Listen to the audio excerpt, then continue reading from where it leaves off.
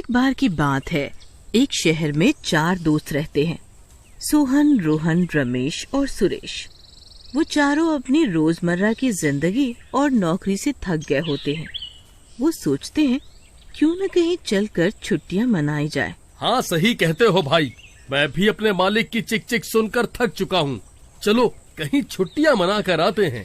पर हम घूमने जाएंगे कहाँ भाइयों?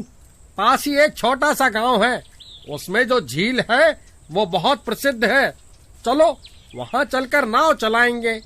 नहीं, तुम सब छोटे बच्चे हो क्या जो नाव चलाओगे? अब हम बड़े हो गए हैं, हमें बड़ों की तरह सैर सपाटा करना चाहिए।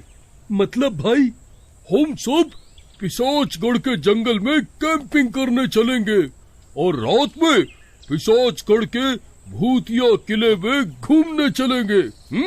ये सुनकर रोहन और रमेश की टांगे कांपने लगती हैं। वो बहुत डर जाते हैं। अरे नहीं भाई, तुम पगला गए हो क्या?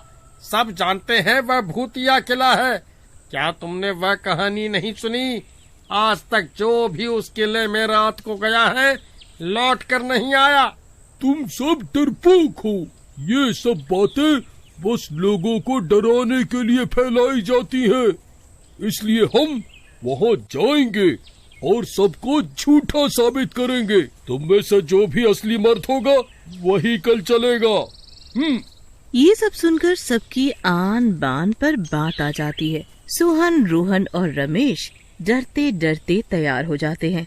फिर अगली सुबह वो बस पकड़कर सीधा पिशाचगढ़ गांव की ओर निकल पड़ते हैं। भाई सुरेश, अभी भी सोच लो, कहीं लेने के देने ना पड़ जाएं। मुझे तो बहुत डर लग रहा है। अगर तुम्हें डर लग रहा है तो अगले स्टॉप पे उतर जाना, पर मैं सब दोस्तों में फैला दूंगा तुम कितने बड़े डरपोक हो। कहो, क्या कहते हो? ये सुनकर ना ही सोहन और बाकी सब बस से नीचे नहीं उतरते और थोड़ी देर बाद पिशाचगढ़ पहुंच जाते हैं। हे ईश्वर, मेरी रक्षा करना। फिर वो सब गांव के अंदर घुस जाते हैं। थोड़ी देर में वो किले की एंट्री के पास पहुंच जाते हैं। वहाँ एक बोर्ड पर लिखा होता है, शाम 7 बजे के बाद प्रवेश निषेध। अरे भाई देखो, ये लिखा है 7 बजे के बाद अंदर नहीं जाना। मुझे तो बहुत डर लग रहा है। चलो भाइयों, वापस चलो, कुछ नहीं होगा। डरपोक, हम यहीं पर अपना टेंट लगाएंगे। अंधेरा होने के बाद हम किले के अंदर जाएंगे।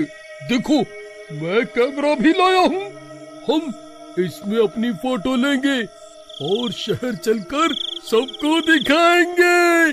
सोचो, सब कहेंगे हम कितने बहादुर हैं जो भूतिया किले में घूम आए।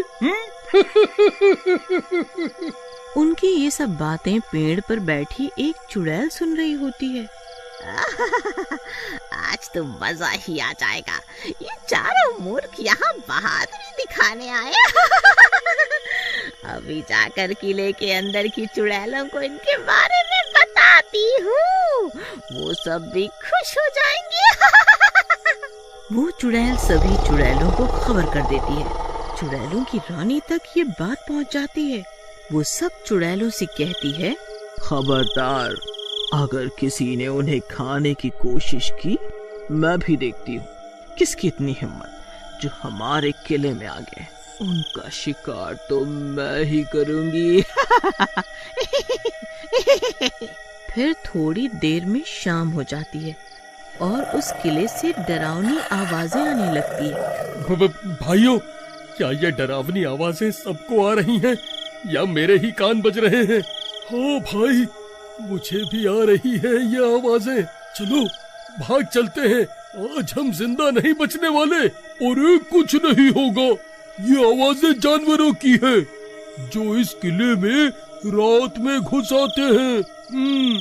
भाई सुरेश, क्या तुम्हें जानवर और भूतिया आवाजों में फर्क समझ नहीं आता? ये सभी आवाजें भूतिया हैं।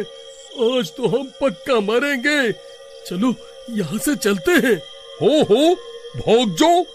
क्या तुमने सुना नहीं है, इस जंगल में कितने शेर और अन्य भयानक जानवर रहते हैं? वो तो तुम्हें अपना भोजन जरूर बना लेंगे। जाओ जाओ डरपोको। ये सुनकर उन तीनों के पसीने निकलने लगते हैं। थोड़ी देर बाद सुरेश कहता है, चलो अब 9 बज गए, अब हम इस किले के अंदर चलेंगे और कुछ फोटो इस किले के अंदर लेंगे। सब कितना बहादुर समझेंगे हमें। मैं तो बहुत एक्साइटेड हूँ। वो तीनों डरते डरते अंदर जाने के लिए तैयार हो जाते हैं। फिर अंदर जाते ही जैसे ही वो किले का दरवाजा खोलते हैं, बहुत सारे चमगादड़ उड़ते हुए बाहर निकलते हैं। रोहन इतना डर जाता है कि सुरेश के कंधे के ऊपर चढ़ के बैठ जाता है। मेरे ऊपर से उतर, मुझे दबा कर मारेगा क्या? रोहन बिल्कुल सहम जाता है। थोड़ी देर में वो खुद को संभालता है, फिर सुरेश के ऊपर से नीचे उतरता है। फिर वो सब किले में घुस जाते हैं। वहाँ से किसी के रोने की आवाजें आने लगती हैं। कोई तेज तेज रो रही होती है। धीरे धीरे अन्य की भी आवाजें आने लगती हैं। फिर वहाँ से पायल की आवाज आने लगती है, जैसे कोई नाच रहा हो। अब सुरेश को भी डर लगने लगता है। भाइयों, मुझे लगता है हमें बाहर चलना चाहिए। हम जल्दी से एक फोटो खींचते हैं और बाहर चलते हैं। मैं तो पहले ही कहता था, यहाँ आना खतरे से खाली नहीं है। हे ईश्वर, हमें बचाओ। भाई तू ही अपनी फोटो खींच ले, हमें नहीं खिंचवानी। ठीक है, मेरी ही खींच दो। जैसे ही वो कैमरे में फोटो देखते हैं, उनके होश उड़ जाते हैं। फोटो में सुरेश के पीछे भूतों की रानी की फोटो आ गई होती है। उसको देखकर वो चारों कांपने लगते हैं और किले के दरवाजे की ओर भागते हैं बाहर निकलने के लिए। पर जैसे ही वो किले के दरवाजे के पास पहुंचते हैं, वो खुद ब खुद बंद हो जाता है। लो, मैं कहता था ना, हमें अंदर नहीं आना चाहिए। अब मरो, दरवाजा भी बंद हो गया। फिर वहाँ तेज प्रकाश होता है और चुड़ैलों की रानी उनके सामने आ जाती है और अन्य चुड़ैल किले की छत से लटकी होती है। तुम्हारी इतनी हिम्मत, तुम हमारे घर में बिना आज्ञा आए। अब तुम चारों की खैर नहीं, हम सब तुम्हें खा जाएंगी और तुम्हारी हड्डियां भी नहीं मिलेंगी। वो सारी चुड़ैलें जोर जोर से हंसने लगती हैं और उन चारों को उल्टा टांग देती हैं। चुड़ैल जी, मुझे माफ कर दो, मैं तो यहाँ आना ही नहीं चाहता था। हम तीनों को तो ये सुरेश लेकर आया, इसे ही बहादुरी दिखाने का शौक है। हाँ चुड़ैल जी, ये सच कहता है। हमें तो ये सुरेश ही उकसा कर लाया है। मेरे छोटे छोटे बच्चे हैं, मुझे माफ कर दो चुड़ैल जी, माफ कर दो। क्या मैं तुम लोगों को मूर्ख लगती हूँ?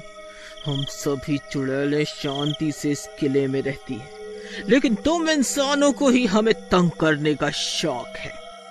अब तुम्हें अपने इस शौक की कीमत चुकानी होगी।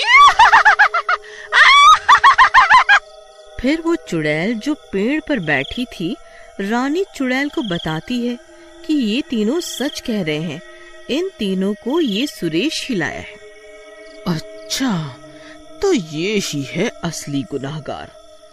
चुड़ैलों, इन तीनों को छोड़ दो और इस सुरेश को अपने साथ ले चलो। नहीं नहीं चुड़ैल जी, मुझे माफ कर दो। आज के बाद मैं ऐसी गलती कभी नहीं करूँगा। नहीं, कोई माफी नहीं मिलेगी। हाँ, अगर तुझे अपनी जान बचानी है तो अपने किसी दोस्त को हमारा भोजन बनने के लिए राजी करना होगा।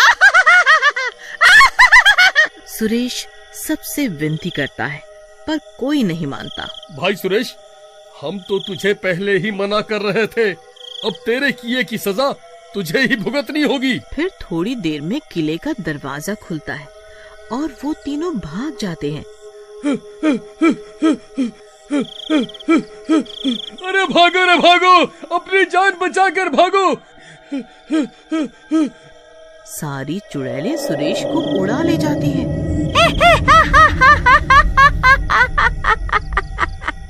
और उसे काट कर खा लेती।